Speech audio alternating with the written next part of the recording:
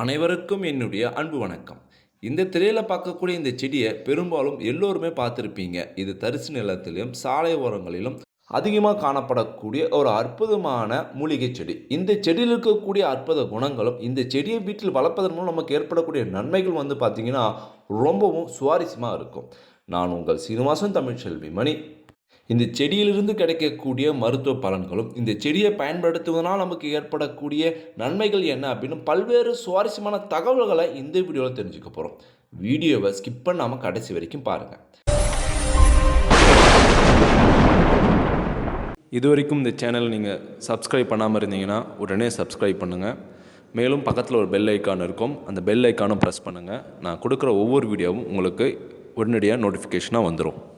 இந்த செடி என்பது சின்ன வயசில் எல்லோருமே பார்த்துருப்போம். இந்த செடியில் இருக்கக்கூடிய பழத்தையும் சாப்பிட்ருப்போம். இந்த செடியில் இருக்கக்கூடிய பூவில் இருக்கக்கூடிய தேனையும் சாப்பிட்ருப்போம்.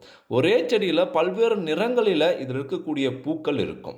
மேலும் இந்த பழத்தை பார்க்கும்போது அழகாக குட்டியாக இருக்கும், கருநிலத்திலும் நீல கலர்லையும் இருக்கும். இந்த செடி உம்மி செடி அப்படின்னு சொல்லுவாங்க. ஒரு சிலர் உம்மி முள்ளு செடி அப்படின்னு சொல்லுவாங்க. இந்த செடி லத்தானா கேமரா அப்படின்னு அறிவியல் பேரில் அழைக்கப்படுது. இந்த செடியில் இருக்கக்கூடிய சிறப்பம்சம் என்னன்னு பார்த்தீங்கன்னா, இந்த செடி மிகவும் மிகவும் மருத்துவ குணம் கொண்ட ஒரு மூலிகை செடி அப்படின்னே சொல்லலாம். இந்த செடி இலையில் இருக்கக்கூடிய சிறப்பான விஷயங்கள் என்னென்னா, இதில் ஆன்டி மைக்ரோவியல் சத்து இருக்குது. மேலும் பூச்சிக்கொல்லியாகவும் பூஞ்சான் கொல்லியாகவும் இருக்குது. நோய் எதிர்ப்பு சக்தி தரக்கூடிய வல்லமையும் இந்த செடியில் இருக்குது. அது மட்டும் இல்லாமல் ஆன்டி சிட்ரிக்கும் இந்த செடியில் இருக்குது அப்படின்னு சொல்கிறாங்க. மேலும் ஆன்டி இன்ஃப்ளமெண்ட்ரியும் இருக்குது அப்படின்னு சொல்லப்படுது. இந்த அளவுக்கு சத்து வாய்ந்த, இந்த அளவுக்கு சிறப்பு வாய்ந்த இந்த செடியில் இருக்கக்கூடிய மருத்துவ பயன்கள் என்ன அப்படின்னு தெரிஞ்சுக்கலாம். கோடை காலத்தில் சூரியனிலிருந்து வரக்கூடிய அதீதமான புற ஊதா கதிர்களால் ஏற்படக்கூடிய தோலில் உண்டாகக்கூடிய அலர்ஜி, அதாவது சிலருக்கு அரிப்பு, எரிச்சல், நமைச்சல் ஏற்படும், சிலருக்கு தடிப்பாக ஏற்படும். இதுபோல் ஸ்கின் அலர்ஜி எதுவாக இருந்தாலும் இந்த இலையை நல்லா பேஸ்ட்டாக அரைச்சி அந்த இடத்துல தடவி வந்தோம் அப்படின்னா ஸ்கின்னில் ஏற்படக்கூடிய, தோலில் ஏற்படக்கூடிய பல்வேறு விதமான அலர்ஜியை இதை பரிபூர்ணமாக சரியாக்குது. மேலும் ஒரு சிலருக்கெல்லாம் சிரங்கு, தொழுநோய், அதனால் ஏற்படக்கூடிய காயங்கள் கூட இந்த இலை பேஸ்ட் சுலபமாக குணமாக்கணும் அப்படின்னு சொல்கிறாங்க. ஏன் அப்படின்னா இதில் ஆன்டிசிட்ரிக் இருப்பதால் தோலில் ஏற்படக்கூடிய பல்வேறு விதமான பிரச்சனைகளுக்கும் அதனால் உண்டாகக்கூடிய காயங்களுக்கும் இந்த இலை பேஸ்ட் ஆக சிறந்த ஒரு மருந்தாக பயன்படுது. மேலும் இந்த இலையில் ஆன்டி இன்ஃப்ளமேட்டரி குணம் இருக்குது அப்படின்னு சொன்னேன். இதனால் வாதத்தால் ஏற்படக்கூடிய மூட்டு வலி, ஜாயிண்ட் பெயின்ஸ் எதுவாக இருந்தாலும் இந்த இலையை நல்லா பேஸ்ட்டாக அரைச்சி அந்த இடத்துல நீங்கள் தடவுனீங்க அப்படின்னா அந்த இலை காயிற வரைக்கும் நீங்கள் விடணும். அதுக்கப்புறம் பார்த்தீங்கன்னா மூட்டு வலி என்பது சுத்தமாகவே இருக்காது அப்படின்னு சொல்கிறாங்க. அந்த அளவுக்கு சக்தி இந்த இலையில் இருக்குது. மேலும் இந்த இலை பார்த்தீங்கன்னா புதினா இலையோடு ஒப்பிடலாம். புதினா இலை எப்படி இருக்கோ அதே போல் மனமும் அதே போல் அமைப்பும் இருக்கும். மேலும் இந்த இலையில் போட்டு குடிக்கக்கூடிய டீ இருக்கு இல்லையா, அந்தளவுக்கு மருத்துவ குணம் கொண்டது அப்படின்னு சொல்கிறாங்க. இந்த வெயில் காலத்தில் நான்வெஜ் நம்ம அதிகமாக சாப்பிட்டோம் அப்படின்னா செரிமான பிரச்சனை ஏற்படும். மேலும் இயல்பாகவே ஒருத்தருக்கு மலச்சிக்கல் இருக்குது, செரிமான பிரச்சனை இருக்குது அப்படின்னா இந்த இலையில் போட்டு கொடுக்கக்கூடிய டீ உங்கள் மலச்சிக்கலையும் செரிமான பிரச்சனையும் சரியாக்கக்கூடிய வல்லமை கொண்டது அப்படின்னு சொல்கிறாங்க. ஒரு கப் டீக்கு தேவையான தண்ணி எடுத்துக்கிட்டு 5 இலையை போட்டு நல்லா கொதிக்க வச்சு நாட்டு சர்க்கரையோ அல்லது சர்க்கரையோ போட்டு நீங்கள் அந்த டீயை காலையில் குடிச்சிங்க அப்படின்னா 1 ஹவருங்க உங்கள் மலச்சிக்கல் இலகுவாகி அழகாக வெளியேறிடும். அந்தளவுக்கு சிறப்புத்தன்மை வாய்ந்தது. மேலும் இந்த டீயை குடிப்பதன் மூலம் காய்ச்சலும் குணமாகும், காய்ச்சலால் ஏற்பட்ட உடம்பு வலியும் சரியாகும் அப்படின்னு சொல்கிறாங்க. அந்தளவுக்கு நோய் எதிர்ப்பு சக்தி கொண்டது இந்த இலை. இந்த பூவை அப்படியே எடுத்து அது நுனியில் இருக்கக்கூடிய தேனை நம்ம சின்ன வயசில் சாப்பிட்ருப்போம். இந்த பூ பார்க்கறதுக்கு ரொம்ப அழகாகவும் இருக்கும். இந்த பூவை நீங்கள் என்ன பண்ணலாம், வெயில் படாமல் அப்படியே நிழலை காய வச்சிங்க அப்படின்னா இந்த பூவை கூட நீங்கள் டீ போட்டு சாப்பிட்லாம். ஹீமோடிசிஸ் அப்படின்னு ஒன்று சொல்லுவாங்க, அதாவது சுவாச குழாயில் ரத்தம் வெளியேறும். அது இந்த பூவை டீ போட்டு குடிப்பதன் மூலம் படிப்படியாக குறையும் அப்படின்னு சொல்கிறாங்க. அது மட்டும் இல்லாமல் நுரையில் இருக்கக்கூடிய காச நோய், ஆஸ்துமா பிரச்சனை, இதுபோல் சளி, இருமல்னு சொல்லப்படக்கூடிய சுவாச சம்பந்தமாக இருக்கக்கூடிய அனைத்து விதமான பிரச்சனைகளுக்குமே இந்த பூவை நீங்கள் டீ போட்டு குடிச்சிங்க அப்படின்னா படிப்படியாக குணமாகி பூரண ஆரோக்கியம் கிடைக்கும் அப்படின்னு சொல்லப்படுது. மேலும் இந்த உண்ணி செடியில் பார்த்திங்கன்னா இலை, பூ, பழம், வேர், தண்டு எல்லாமே மருத்துவ குணம் கொண்டது. நம்ம வீட்டில் சாலை ஓரங்களிலும் மற்றும் தரிசு நிலையங்களும் காணப்படக்கூடிய இந்த செடியை நம்ம விளையாட்டுத்தனமாகவும் சின்ன வயசில் இதனுடைய பயன் தெரியாமல் இதை நம்ம உபயோகப்படுத்தியிருப்போம், இதனோட விளையாடி இருப்போம். ஆனால் இந்த அளவுக்கு மருத்துவ குணம் இருக்குது அப்படின்னு தெரிஞ்ச பிறகு இந்த செடியை நம்ம ரொம்ப கவனமாக பராமரிக்கணும்.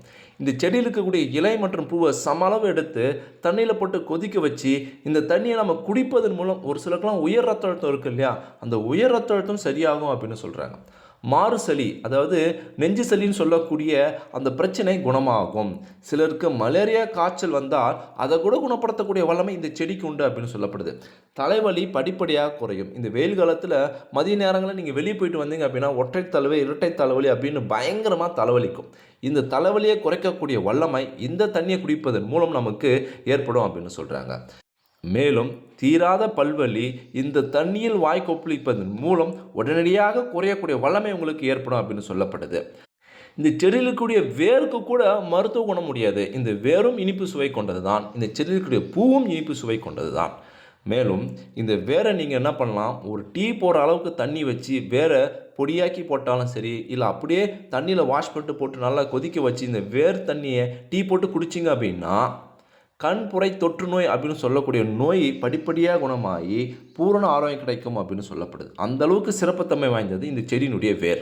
இந்த இலை மற்றும் தண்டை நல்லா பேஸ்ட்டாக அரைச்சி இதை நம்மளுடைய தட்டம்மை வந்த இடங்களிலும் சிக்கன் ஃபாக்ஸ் சின்னம்மை வந்த இடங்களிலும் தடவணும் அப்படின்னா அது படிப்படியாக சரியாகும். சிரங்கு, படர்தாமரை, தேம்பல், இது போல் ஸ்கின் அலர்ஜி எதுவாக இருந்தாலும் இலை தண்டு இவை நல்லா அரைத்து அந்த இடத்துல நம்ம அப்ளை பண்ணோம் அப்படின்னா பூர்ணமாக குணமாகும் அப்படின்னு சொல்லப்படுது. நீர்நிலைகள் அதிகமாக தேங்கி இருக்கக்கூடிய இடங்களில் கொசு உற்பத்தி அதிகமாக இருக்கும். நம்ம ஊரில் சில வீடுகளில் கொசு விரட்டுவதற்கு பல்வேறு விதமான கெமிக்கலான விஷயங்கள் பயன்படுத்துகிறாங்க. லிக்யூட் கொண்டு கொசு விரட்டுறாங்க. ஆனால் கொசு பெரும்பாலும் போவதில்லை. ஆனால் அந்த லிக்யூடால் ஒரு சிலருக்கு ஆஸ்மா பிரச்சனை, மூச்சுத்திணறல் ஏற்படுது. குழந்தைங்க இருக்கிற வீட்டில் இந்த கொசு தொல்லையால் பல்வேறு விதமான நோய்கள் வருது. அந்த கொசு விரட்டியை பயன்படுத்துவதன் மூலமாகவும் பல்வேறு விதமான பிரச்சனைகள் வருது. நம்ம இயற்கையான முறையில் இந்த செடியை கொண்டு கூட நம்ம கொசுவை சுலபமாக விரட்டலாம் அப்படின்னு சொல்கிறாங்க. இந்த செடியை நம்ம வீட்டுக்கு முன்னாடி வளர்த்திங்க அப்படின்னா இந்த செடியிலேருந்து வரக்கூடிய நறுமணம் கொசுக்கு சுத்தமாக பிடிக்காது.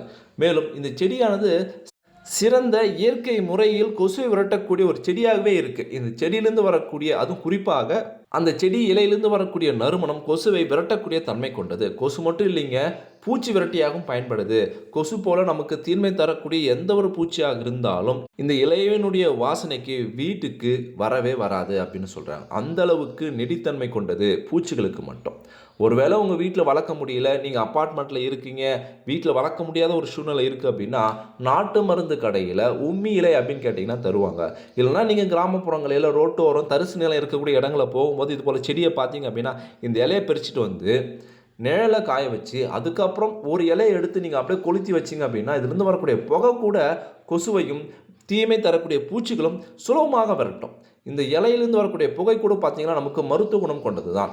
மேலும் கொசு விரட்டியாகவும் பூச்சி விரட்டியாகவும் பயன்படுது. ஒரே இலை நமக்கு 2 விதமான நன்மைகள் தருது. இந்த பூவை நீங்கள் பூஜையில் வைத்து இறை வழிபாடும் செய்யலாம். வீட்டில் உரளி இருந்தால் அதில் வைத்து அழகுக்காகவும் பயன்படுத்தலாம். மருத்துவ குணத்துக்கும் நீங்கள் பயன்படுத்தலாம், வீட்டு அழகுக்காகவும் பயன்படுத்தலாம். அந்தளவுக்கு சிறப்புத்தன்மை வாய்ந்தது இந்த உம்மி செடி, உம்மி முள் செடி. நான் சொன்ன தகவல் உங்களுக்கு ரொம்பவும் பயனுள்ளதாக இருந்திருக்கும் அப்படின்னு நான் நினைக்கிறேன். சின்ன வயசில் இந்த செடியை பற்றின அனுபவம் உங்களுக்கு இருந்துச்சு அப்படின்னா அது என்ன அனுபவம், இந்த வீடியோ பற்றி உங்களுடைய கருத்துக்கள் என்ன அப்படின்னு மறக்காமல் கமெண்ட் பாக்ஸில் கமெண்ட் பண்ணுங்கள். இந்த வீடியோவை அனைவருக்கும் ஷேர் பண்ணுங்கள். நம்மளுடைய டி தமிழ் டெக்னாலஜி இந்த சேனலை சப்ஸ்கிரைப் பண்ணுங்கள், லைக் பண்ணுங்கள். மீண்டும் அடுத்த ஒரு சுவாரஸ்யமான சந்திப்போம். தேங்க்யூ ஃபார் வாட்சிங்.